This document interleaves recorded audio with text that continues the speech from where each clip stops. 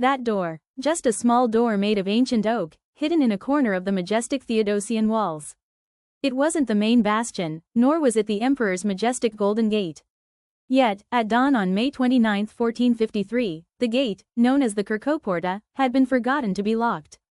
It was a trivial oversight, a carelessness that required only a cloth to close it.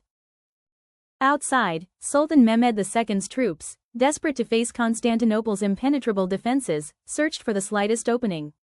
They were covered in mud and blood, viewing the massive walls as the ultimate hope.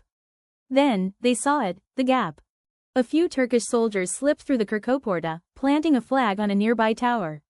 The sight of the enemy flag in the heart of the defenses instantly shattered Byzantine morale. Panicked cries spread, transforming resolve into mass despair. 75 days of siege, the most epic military tension in history, had all been in vain. Not because of superior artillery or brilliant war strategy.